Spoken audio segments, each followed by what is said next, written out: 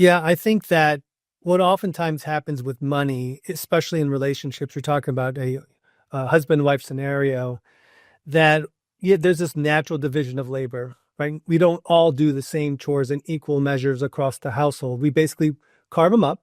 However that comes about, it comes about. Oftentimes, just unsaid, we naturally gravitate towards certain things in the household, and money becomes one of them. And money can be, we can look at money on two levels. One is sort of the day-to-day spending, so the wallet or the purse. And then you have the big picture items such as investments and taxes and insurance and those types of things. And so what tends to happen very naturally is that women naturally gravitate towards the purse, the day-to-day spending, and the husband tends to gravitate towards the big picture items like investments and insurance and otherwise. And it just becomes one other chore, one other task to be done in the household. And they don't talk about it. You don't sit down and talk each week about like, hey, here's what the grass is going to look like, or here's how we're going to handle these other chores. You don't have conversations around them, and we don't have conversations around money either. Hey there, and welcome to Money and You. I'm Michelle Perkins, your host. My search for more fulfilling work led me to career and business coaching, where I stumbled upon a game-changing discovery. Money issues often start with our mindset and habits. You see, our relationship with money is the key to overcoming those frustrating financial obstacles. As an entrepreneur, coach, and problem solver, I'm passionate about helping you create a great relationship with money. Because, turns out, that's the foundation for a limit-free life. Each week on Money and You, I speak with amazing guests about all things money, mindset, practical tips, and everything in between. We're here to give you new insights, education, and empowerment so money can be one of your favorite relationships. So join us for some lively conversations and let's transform your financial life together.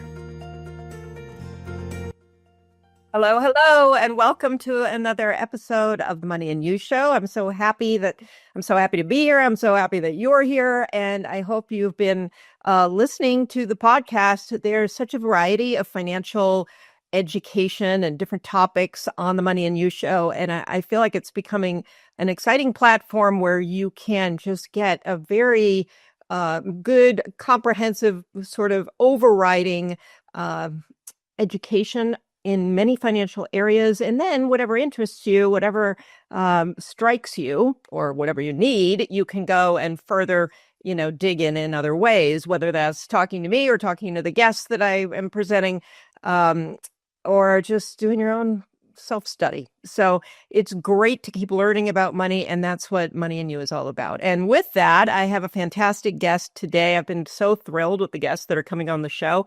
They are so smart and so insightful and so interesting and truly heartfelt. That's one of the things that I've realized about all the guests that are like being attracted into the show for some reason are truly people trying to help people and really do this work from their heart. So I think that's not necessarily the entire financial industry. So I'm very happy that people like our guest today are doing work in that manner. So I'm going to introduce you to today's guest, Ed Vargo.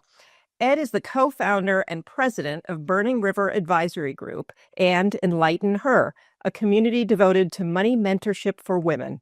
With more than 24 years of experience in the financial services industry, Ed strives to help women develop a long-term financial plan for every stage of life, including retirement planning, college planning, and transitioning successfully in the case of death or divorce. Ed's passion for helping women with their finances stems from his family life. His mother, an immigrant from South Korea, had 4 children with his father. After getting a divorce, she lost custody of her children due to her inability to support her family financially. Her unfortunate lack of financial literacy fueled Ed's passion to help women become empowered so they can move through divorce confidently and without fear of losing their home or children. Ed is married and has 5 daughters, ages 19 to 24, who he's raised to be financially empowered young women. As a family, they enjoy hiking, theater, movies, and travel. Ed, welcome. Thanks for having me. Yeah, thanks for being here. I'm very excited about what you're doing and the reason behind it. I think the why behind what people do is so important to talk about and really I think is just an important factor, even when you're hiring a professional, to know why they got into this and why they're doing what they do, because I think that really speaks to their values and their dedication to what they're doing. So I really admire what you have going on here. So why don't you? I mean, I've told a little of your story, but do you want to elaborate a little on kind of what you picked up on from growing up in your family? Sure. Well, the thing about my mother's situation was, I guess it's our situation, not my mother's situation, but particularly from her lens, is it took me a long time to really realize what that must have been like for her. As a kid, I think my parents got divorced when I was, I don't know, 9 or 10-ish in that time frame. And it's one thing to look at the world from that lens. My mother, in essence, left the household and then my dad raised us. But I had no idea the real story behind that, like how it got to that point. And so it was many, many years later. I was probably, I believe, in college or even beyond that when I first really knew the story about how that all transpired and how my mom's lack of financial knowledge and understanding of the divorce and legal system. Certainly there was a language barrier. She never read the language, didn't write the language. And so at the end of the day, she was at a major disadvantage when it came to that divorce process. And little did I know when I got to my professional career, doing the work that I'm doing today, how meaningful and impactful that experience would have in my life today. Because when I go into a situation, particularly for divorce, and we work mostly with women and entirely with women on the divorce side, I go in with that lens. I go in with that understanding of just how bad it could be if you're not prepared and ready to fight and do what you need to do. And my mom's lack of knowledge and understanding, and certainly there was a cultural barrier there. I mean, she thought she was doing the best things for her kids, very deferential, but I could only imagine what that must have been like for her, a mother, to say, to anyone here, you can have custody of my children because I think it's the best thing for them. Wow. Yeah, that as a mom, yeah, I can feel the angst that must have occurred for her. So, but okay. So from there, what was her journey? Did she end up learning more on her own about finances, just out of curiosity? No, unfortunately not. It's still that language barrier that's there. Again, she hasn't been able to read or write the language. I Yeah. look at my mom and I'm a bit of a marvel because she's been able to survive and get by, and she has a pretty good existence today. She's remarried for probably the past 25 years. But from the money side, I mean, she has some understanding of it, but not really like like what I would like my girls to have. So I have my 5 daughters, as I mentioned.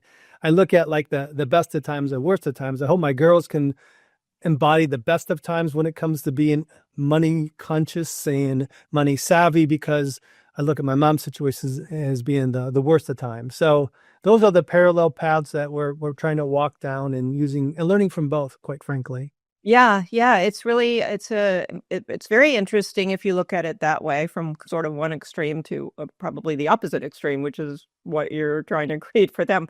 So in thinking about your girls, what, you know, from the when did you start helping them with money? What's the right age that you found? And also, what's the goal? Like how much do you want them to know, and what are you asking them, how are you asking them to learn it? Is it coming from you, or what's the process for this?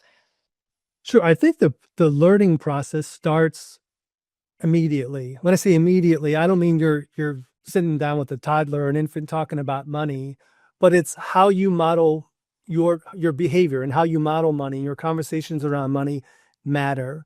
And those start from the earliest stages. So we didn't go into, raising our kids with the idea, oh, they're going to be financially savvy and literate, and we're going to start them learning all these formulas and all this financial stuff. That was way beyond it. We were surviving. We had 5 girls under the age, 6.5 and under, right? So every day was a fight, for survival, making sure they weren't killing themselves or running off and doing things. But the money side of that equation really is how do you talk about money? How do you engage with money? We didn't hide the money conversations in our household. Now, we were certainly conscious about certain areas that maybe we didn't want to talk about. But for the most part, we were open. If we couldn't afford something, we said we couldn't afford it. shy away from that. We didn't look at money as it having power over us. We Mhm. wanted to always talk about money in a positive way or at least a neutral way because I grew up in a household where money was talked about very negatively. My father was very bad with money, just one of those things. Yeah. And he always engaged with money in a incredibly negative way. So people who had money were bad people. They were just money hungry. And that made him feel better because he didn't have money. He wasn't good with money. Right. So his relationship with money was very poor, and it never changed because he never changed the way he engaged with money. And so with my kids, I wanted to at least start with it as a neutral and then help them understand that we can turn this into a very positive thing. Money can enhance and amplify great things in your life, but it can also amplify and enhance bad things in your life. Yeah. So that money modeling and talking about it started very early. And then what I really thought, as a financial advisor, of course, I'm always thinking about the long term and just knowing that the power of compound interest, right? And I didn't sit them down at 8 years old and say, here's the power of compound interest, but I did at 16. Yeah. I did at 16. Said that quote from Albert Einstein, the most powerful force in the universe is compound interest. We went through a few numbers just to give them some idea what that looked like. But most of the time, it was just my wife and I talking about money in a positive way, or again, given boundaries. Yeah. They needed to have boundaries and to understand that just because you have money doesn't mean you could just spend it freewheeling. And my trajectory with money is probably like most. I certainly have more resources today than when I started.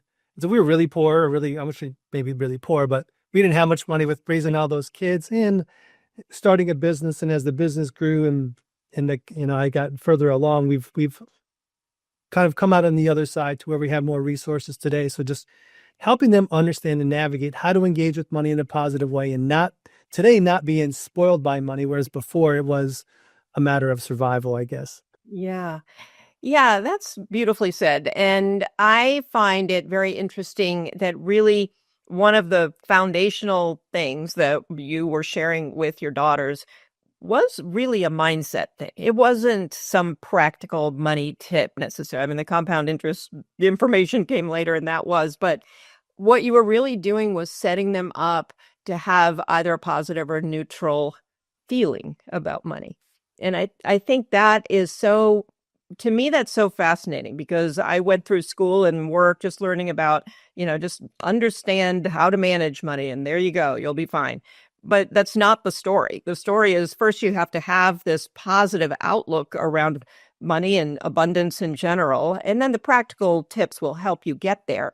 But without that, um, I think you really can take a lot of wrong roads.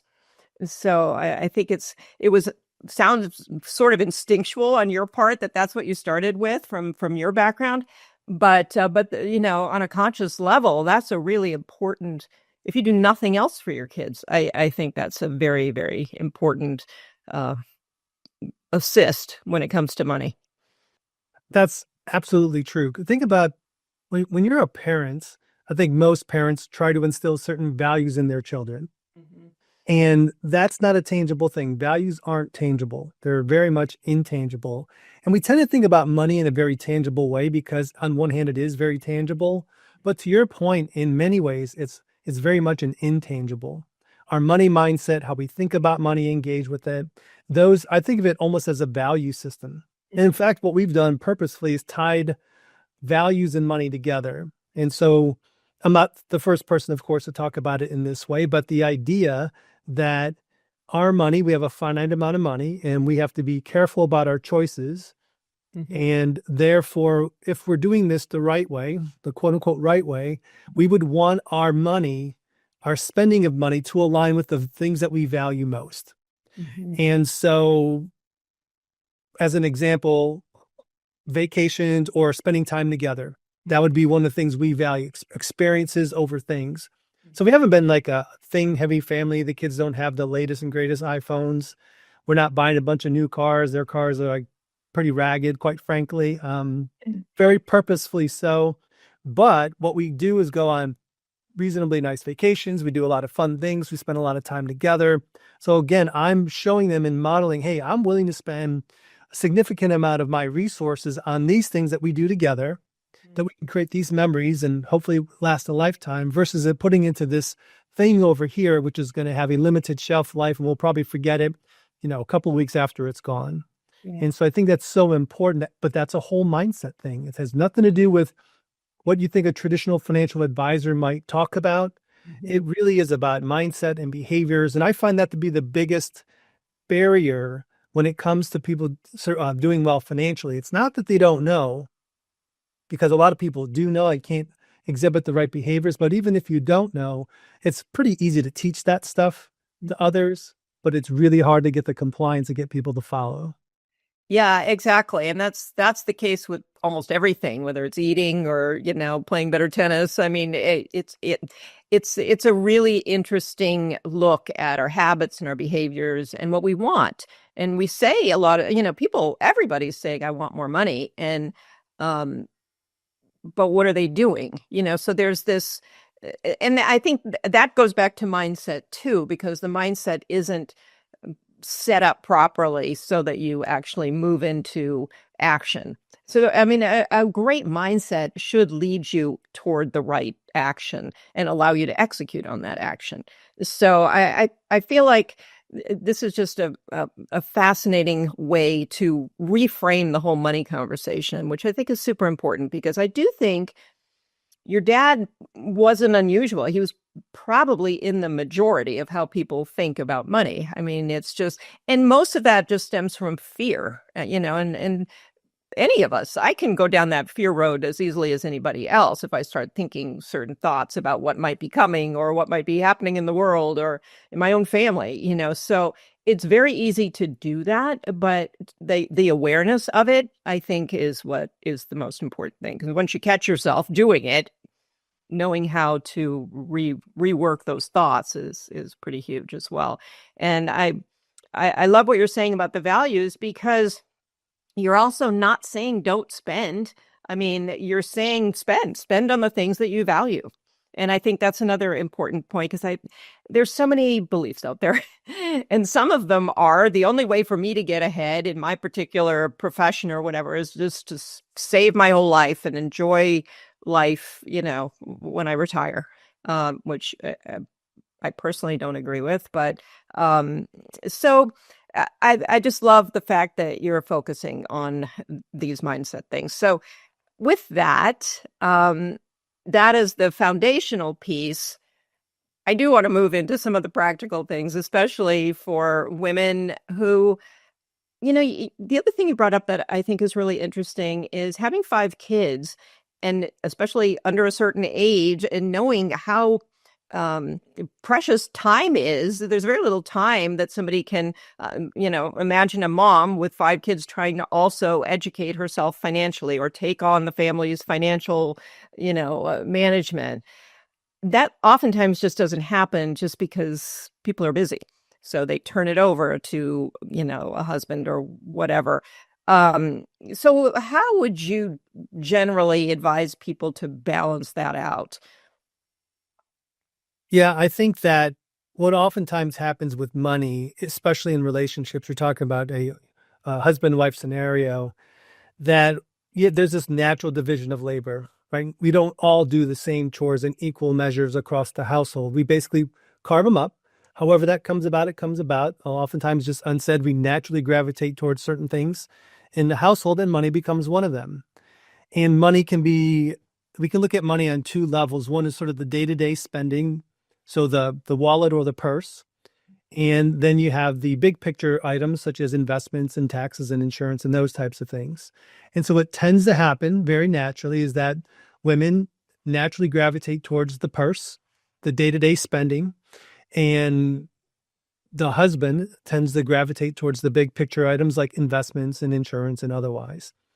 And it just becomes one other chore, one other task to be done in the household. And they don't talk about it. You don't sit there and talk each week about like, hey, here's what the grass is going to look like, or here's how we're going to handle these other chores. You don't have conversations around them, and we don't have conversations around money either. That is a mistake. I think that's a very large mistake, because money isn't the same as any other task. And what we're talking about with, particularly on the Enlighten Her side which is our sister company, it really is about Enlighten Her is a women's first financial education company. It is really getting women to get women to help knock down the barriers that exist between women and their money and their understanding of money and embracing of money, and understanding that knowledge and power around money, or knowledge gives you a power when it comes to money, but it's not a nice to do. It's a must do. I think it's a survival skill. And we go back to that mindset again, but it really, if we think of as money and our engagement with money as a nice to do, I'll do it occasionally, or my husband will handle it for me, then you're really putting yourself at a major disadvantage. So I think the first step is to treat it very differently. I think women need to come to the table and just saying, I need to be a part of the money conversation, the big picture conversation. Because, and not that you should only do this because of what could happen, meaning we do a lot of work with divorcees, a lot of work with widows. And in those cases, it's very obvious where not having knowledge around the money really shows itself. I mean, that's crisis mode, especially in a divorce case where you're at a major disadvantage because you need to really argue and make a case for why you deserve what you think you deserve. And if you don't know what you have, if you don't know how money works, it's really hard to go in and be confident about what you're saying. And so I think that this idea of when it comes to money and engaging with money, women do need to really elevate it and think of it as a survival skill, something that's super important, that it's not a nice to do, and then go find the resources to help you, because as you've stated, it's time consuming, right? Like you can go on the internet and type in financial planning for women or financial literacy for women, and you get, hundreds of thousands of hits, and then you just shut down because it's overwhelming. Exactly. I think a great thing to do is to try and find a couple of trusted resources. Start small. You don't have to start big. You don't have to learn all these things overnight. Just start really small. Find a couple of trusted sources that in your gut feels right. Okay. And then you can, because what I found with women in money is, and I had a client tell me this, we did some research, and I was asking some of our client base, like, why did you choose to work with us? What did you think about money in the first place? How do you engage with it? And she said that we can find competence when it comes to money, talking about working with other advisors or the industry as a whole, but we're having a really difficult finding a connection. And it's very different. Men don't say that. Yeah. And the guys aren't saying, I want a connection with my financial advisor. Never happens. But for women, it's paramount. And so that gut instinct, that idea of I feel comfortable and I feel like connected to this person, I think is really important for women. And then you can go deeper to find out, does that person, how much does that person really know? And obviously it's a continuum. It's a process that you have to work through. You can't just have a connection and talk to somebody who doesn't know what they're talking about. But I think it starts with the connection side, getting educated at a low level, and then continuing to ratchet that up over time. Yeah, I love that. I think that's interesting. I also think that while men aren't saying it, they also want it. They just aren't necessarily in tune with that. I do think they work better or enjoy working with financial people who they do have a connection with.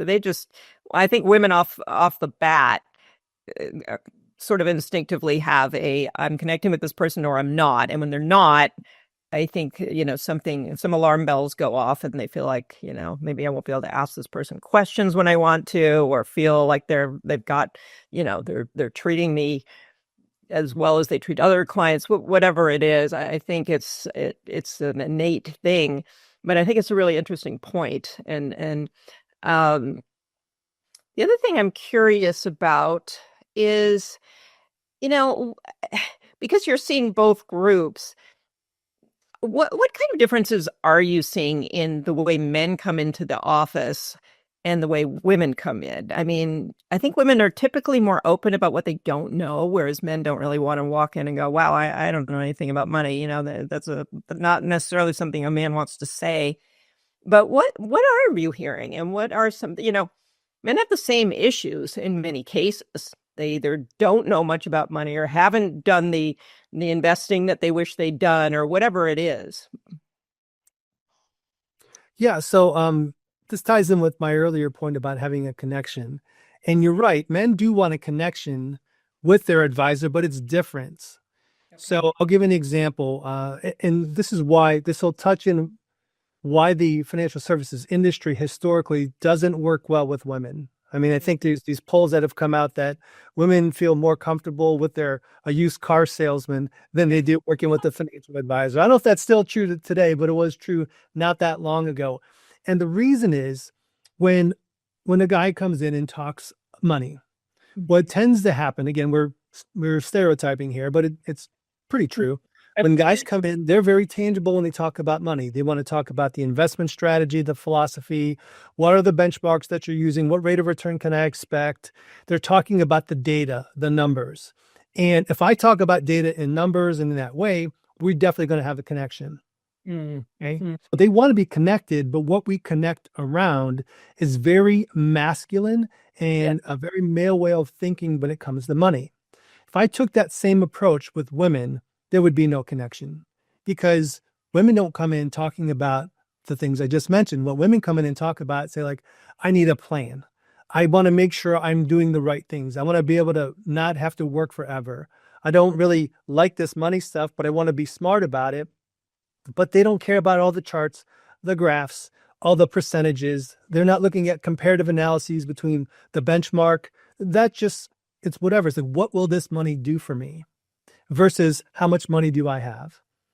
And it's just neither way is wrong. They're both trying to solve a similar problem because both want to be financially smart. Neither side wants to work forever. Neither side doesn't want to be financially independent, but the lens from which they view the world is so different.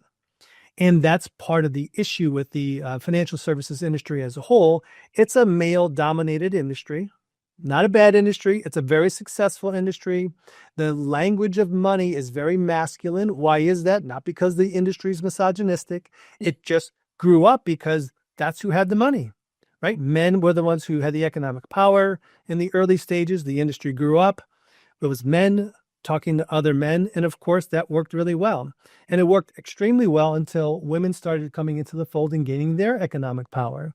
So these men wanted to go out and serve the female market using the same tools that were so successful with men, and it's fallen flat and it continues to fall flat. And so that is something that's not going to change quickly. Well, you can't change the language of money. It is what it is. You can change how the way you speak about money. So as an advisor, we speak about money very differently. We work mostly with women, so it's innate. We've built our whole practice for the way women think and engage with money. But we do have to come at it from a different lens. It's like we may not be able to come in through the traditional front door. We may come through the side door and still trying to instill the same goals and objectives, but a completely different way of going about it. Yeah, that was a great answer. I can really see so much of what you were describing, and it's really interesting. It's a great take on how the business can serve both parties. And as you were explaining it, I'm thinking, well, really, women should be asking some of these questions. They should have the education to be able to use these financial terms and ask these questions as well. And men should probably be able to put it a little more into the feeling zone because really, they're wondering when they're going to get out of the rat race or whatever it is that they're wanting. So, but to ask it in a way that it's an emotional thing. It's much less a financial question than it is an emotional question. But, who knows how well they're processing, putting those two together after they get the data from you. But I think it's interesting. Yeah, I mean, I think that this should fall on the side of the professional. At the end of the day, it's my job to find the right way to communicate with the person across from my desk. And that really should fall on the professional. But there's something that's not working. I think part of the reason is there's twofold. One is it doesn't have to. The industry is doing just fine the way it is right now, right? If it's not broken, don't fix it. Yeah. I remember distinctly, this is an interesting thing. It was probably 15 years now. I was at some executive coaching training. And so it was a room of probably 40 people in it. You had to pay reasonable sum to get into the room. You had to have certain credentials to get into the room, right? So we're all in there talking about business. And I was just at the point, I was beta testing this idea of, because we had organically grown our female client base. We weren't like, we didn't set out to do it. We organically grew it that way. And I was like, I did some research, some engineering the practice, and realized we have all these women clients. And like, we're obviously, what we're doing without trying is resonating with women. And so I was trying to decide, should we just go full force and just say, look, put out there that we work predominantly with women and we're going to alienate half the men. Pretty scary thing when and the men had most of the money. Long story short, I was at this executive coaching. We had to go up and give this little 2-minute speech about your business. And I said that we work, I don't know if I said exclusively or predominantly with women, yada, yada. And I kid you not, I had a dozen people come up to me afterward, which is very unusual to have anybody come up to you. And to a person, these are all very successful advisors, many way more successful than me. And it was the same cadence. It was like, are you really going to do that? And the first time they asked me, the first guy that asked me that, I was taken aback. I thought, like, wow, that's a very bold question to ask. He's like, are you really going to do that? I said, yeah. He's like, I think that's great. Which was right, which I was surprised. I thought he was going to knock the idea. And then the third part of this was, I could never do it. I couldn't tell you how many people said the exact same thing. Are you really going to do that? I think it's a great idea. I could never do it.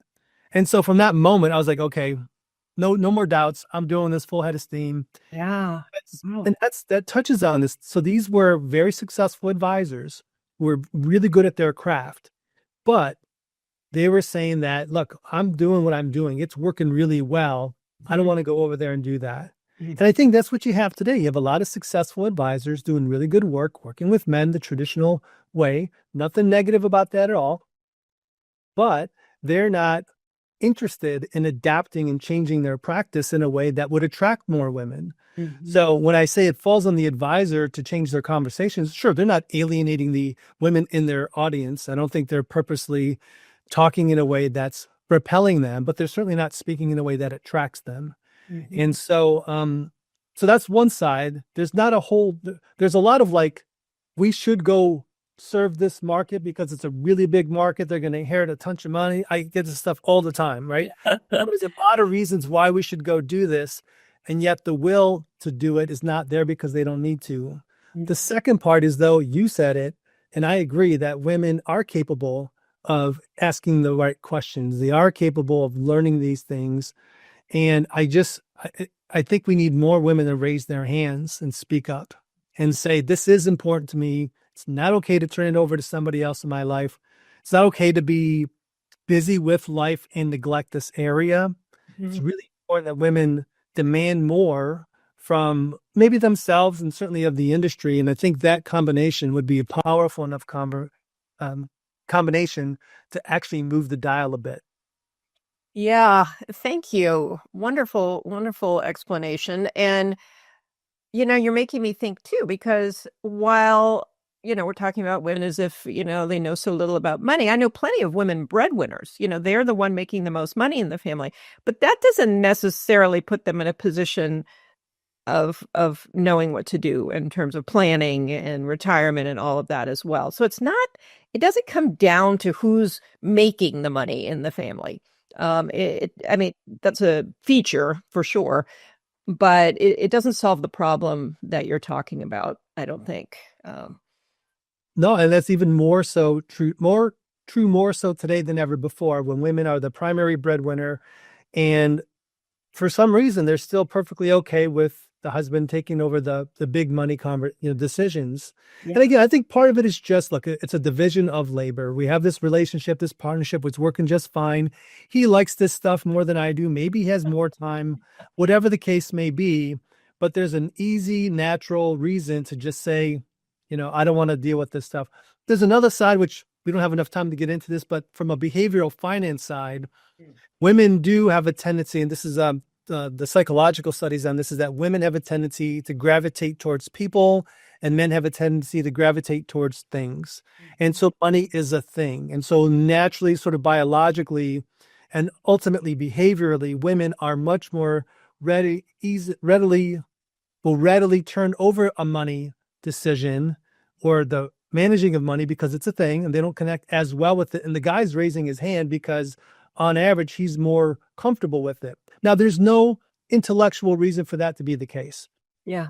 Right. So I see this with guys a lot of times. They'll be like, well, I should know this. And they're talking about money. And I'm like, well, why would you know this? Mhm. You know, some genes, some finance genes that says you should know this stuff, but they think they should. Yeah. I think that's that natural sort of gravitation towards things. And women tend to be a little less, I guess, hard on themselves in that regard. Mm-hmm. There's a lot of factors going into why it's easy for women to, and all of these aren't like nefarious bad things. Right. Easy to fall into these sort of traps, so to speak, if you want to call them that. Mhm. We're trying to bring awareness and saying, look, you can do that in so many different areas. You can do that with the wallet. Yeah. But the day-to-day spending, you can absolutely do that. Turn it over to one party or the other. And that's not going to blow up your financial life if something bad happens. Mhm. But the big picture stuff, you've got to know about long-term savings. You have to know about, at least on some level, your tax situation. You don't have to be an expert in it. Just be aware. Know where your money's going. Those are the key pieces that you can't just delegate to somebody else. And if you delegate it to someone else, you need to have regular check-ins, right? So we do a lot of hands-on work for our clients. They do delegate a lot of the stuff that I just mentioned, the big picture stuff, Right. but they don't just delegate and never talk about it for, 5 years. Yeah. We're meeting all the time. We're going through it regularly. I'm giving them reports. They're looking at the numbers. I mean, the average, husband and wife, they're not doing that. They're not sitting down quarterly to do a cap over what happened in their financial life in the last 3 months. Yeah. But it is something along those lines would be helpful. Yeah. Yeah. I love that suggestion. And yeah, you brought up something that, money being a thing.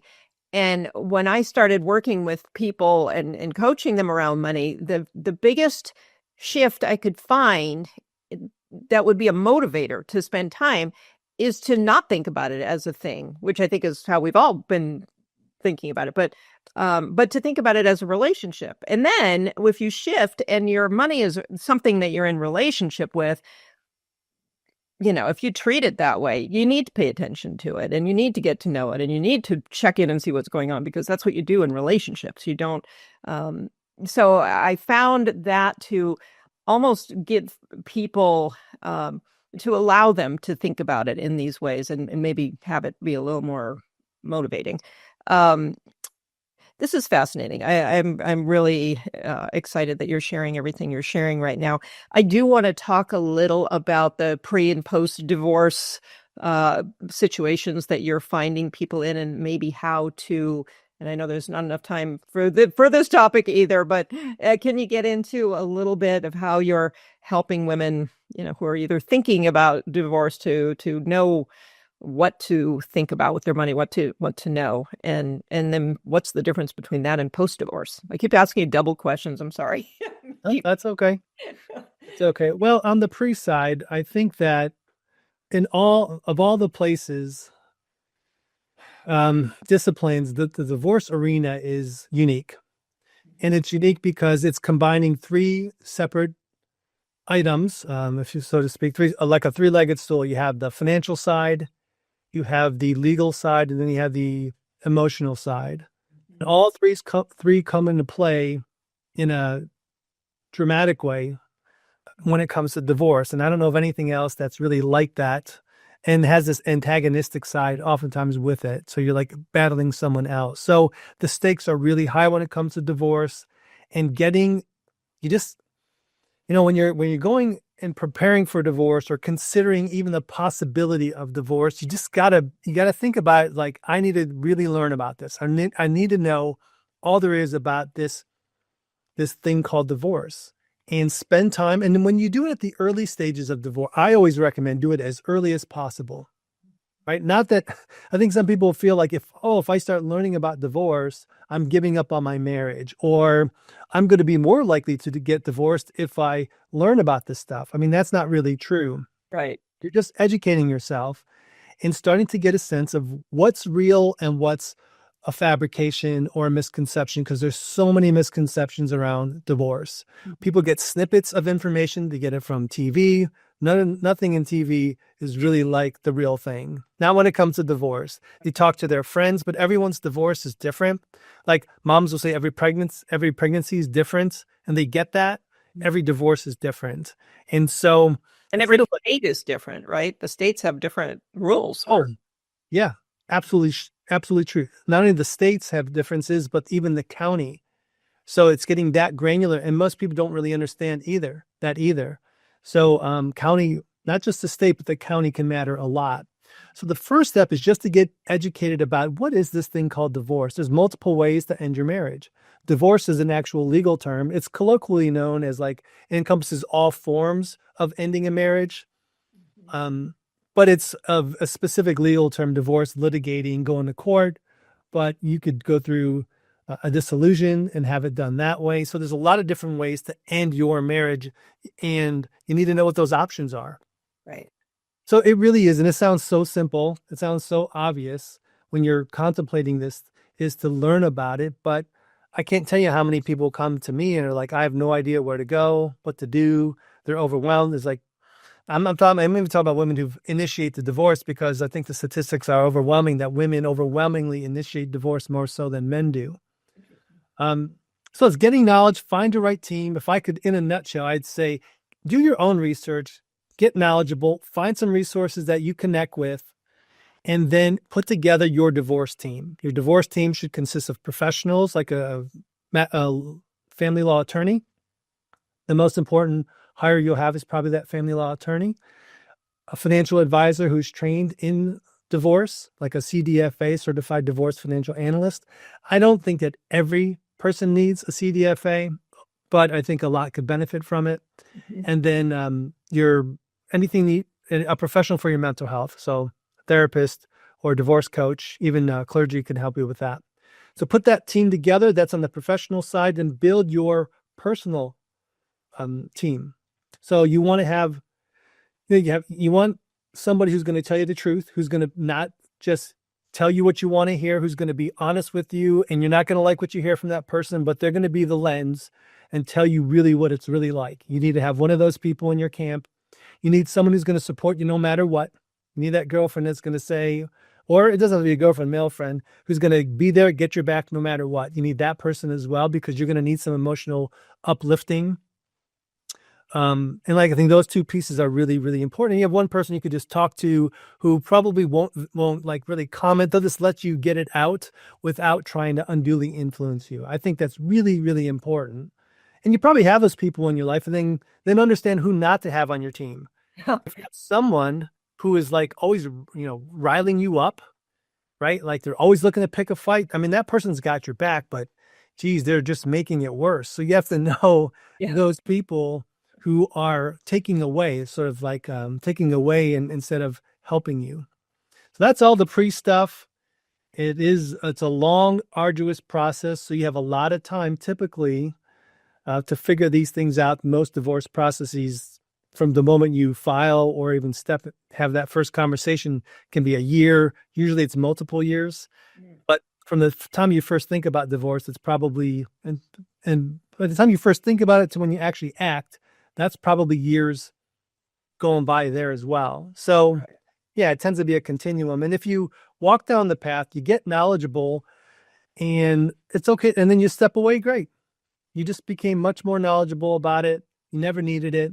And I think, honestly, I think in some cases or maybe in many cases, people start to see how bad divorce really is. And they treat it with the respect that it deserves, because I think there is a tendency to think it's just going to be an easy process. I'll just find someone else. And, I don't think that's great when it comes to relationships. Yeah. Wow, Ed, thank you. That's a lot. And very, very valuable information. This has gone so fast. We're about out of time, and I have about 100 more questions, but I really appreciate your insights. I really would love for you to help people know how to contact you and get more of this. I mean, what can you offer people who are listening to this going, wow, I really want to talk to him some more? Yeah, as I mentioned, our sister company called Enlighten Her. So you can go to enlightenher.com. We have a ton of free resources there. We have some guides that we just created. We're just building that company up and getting information out. So that's a great way to engage with us. Get the free guides, get on our newsletter list. We're a women first education company. That's what we primarily do. Now I have a wealth management business, which is separate from that, but it really allows me and allows my team to go out and do good work in the field, to be more of an advocate for women. It's not a profit maker, a motivator. It really is about helping educate women to really engage with money, build that relationship with money in the positive way, and then see where that takes you. Because when you get control over your money, so many positive things can happen from that. And it's not like the more money I have, the happier I'm going to be. Right. That's not really the idea, but the more control over your money you are, I think there is a correlation between satisfaction and confidence and being able to do and move forward in your life. Yeah. I think that's really, really worth working toward. I couldn't agree more. And, speaking of the wealth advisory part of what you do, I would think most women, and men post-divorce, it's a little bit of a, restart. So, you need a new plan for that as well with however things fall out.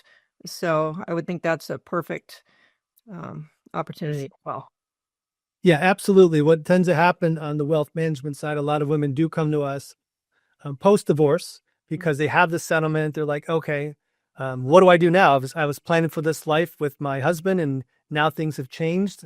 And they're really motivated. What's great about working with women at that stage in life is that they've kind of gone through fire, getting through this divorce. They're on the other side and they're ready. They're ready to get on with life, make it what they want to make it. And knowing that money, their control over their money and the decision-making around money is the conduit to be able to go do that. So it's a great, we love working with women who are in that mode, in that mindset, right? We'd rather not be the case that they had to go through a divorce to get there, but really it's about change. They're ready to take action.